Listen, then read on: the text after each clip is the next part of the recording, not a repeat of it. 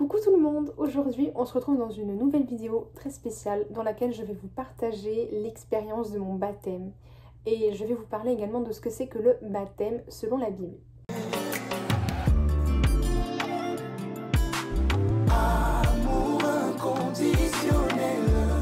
Mais avant de commencer, je vais d'abord essayer de répondre à plusieurs questions qu'on pourrait se poser quand on ne sait pas ce que c'est que le baptême d'eau, c'est quoi la différence, ça sert à quoi. Toi qui ne crois peut-être pas en Dieu du tout, toi qui ne sais pas ce que c'est que le baptême d'eau, je vais tenter de t'apporter les meilleures réponses à tes questions. Déjà, on va prendre la racine du mot baptême. Le baptême, ça vient du mot grec ancien baptizo, qui veut littéralement dire immerger, plonger, ou alors submerger dans l'eau. Le baptême d'eau, c'est simplement l'action de faire plonger le corps par immersion dans l'eau. C'est une décision personnelle qu'on prend afin d'exprimer notre foi en Jésus. Mais c'est aussi un engagement que nous prenons en exprimant notre foi en Jésus devant les hommes, mais aussi devant Dieu. Et cet acte que nous prenons et que nous rendons public, c'est un moyen également d'évangéliser, un moyen de témoigner de Dieu. C'est un peu comme porter un maillot d'une équipe de foot et dans ces moments-là, tu montres à tout le monde à quelle équipe tu appartiens. Comme il est écrit dans 1 Pierre 2,9, vous, au contraire, vous êtes un peuple choisi, des prêtres royaux, une nation sainte, un peuple racheté, afin de proclamer les louanges de celui qui vous a appelé des ténèbres à sa merveilleuse lumière.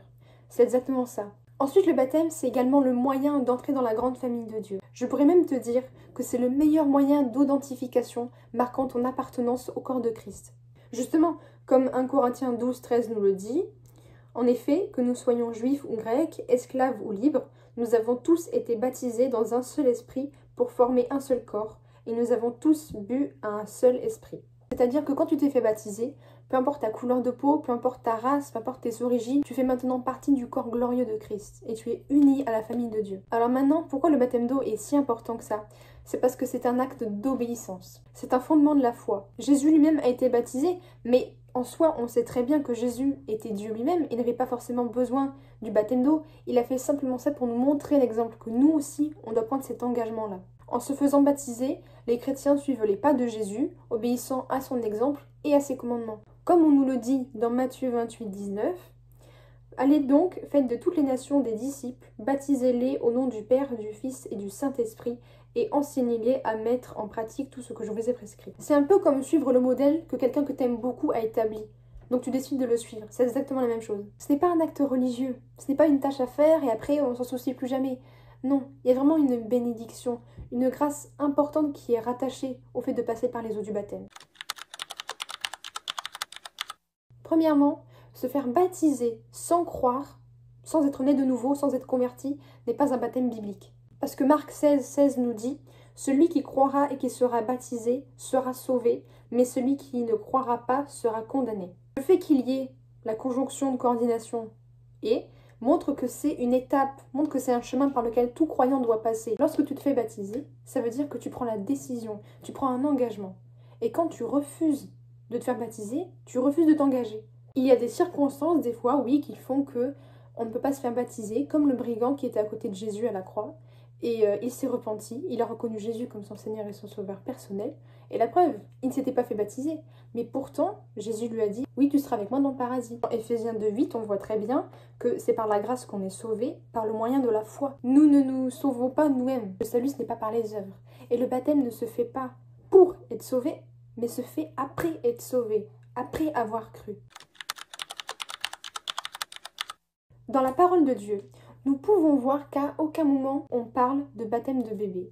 Mais c'était toujours des hommes, des femmes qui étaient matures, qui étaient non seulement conscients de ce qu'ils faisaient, qui étaient non seulement conscients de leur engagement, mais c'était une décision personnelle. Ils avaient une révélation personnelle de Jésus-Christ comme Seigneur et Sauveur. Les bébés ne sont pas conscients du fait que Jésus est le Seigneur et le Sauveur.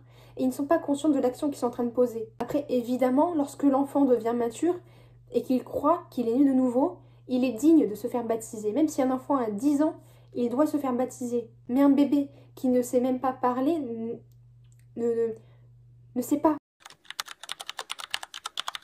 Oui, car le baptême des catholiques n'est pas biblique. Lorsque je dis que ce n'est pas un baptême biblique, c'est parce que le baptême par aspersion, le baptême par infusion, je crois, ce n'est pas mentionné dans la Bible. C'est le baptême par immersion.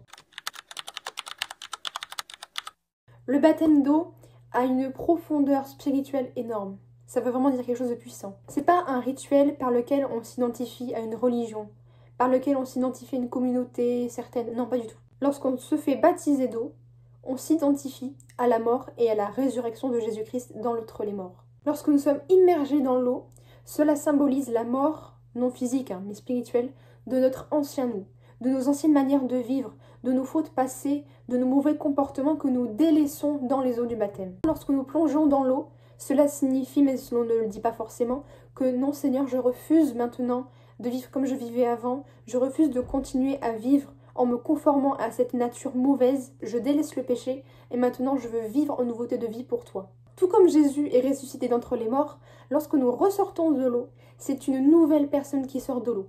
Nous ressuscitons avec Christ et maintenant Dieu nous offre une nouvelle vie que nous menons à ses côtés. Romains 6,3 explique entièrement ce que je viens de dire. Par le baptême en sa mort, nous avons donc été ensevelis avec lui, afin que comme Christ est ressuscité par la gloire du Père, de même nous aussi nous menions une vie nouvelle. Il ne faut pas commettre l'erreur de se baptiser par obligation. Il faut d'abord se bâtir une foi solide. Il ne faut pas y aller sans savoir ce que ça veut dire, il faut d'abord vraiment savoir. On va maintenant passer à la séquence où je vais parler de mon parcours de baptême, de tout le cursus qu'il y a eu, afin vraiment de te décrire mon expérience. Donc moi je suis à l'église depuis mars dernier, mon église locale, et quelques mois après je me suis inscrite au baptême. C'était au mois de novembre, plus précisément le 5, et à cette période-là, j'étais vraiment prête.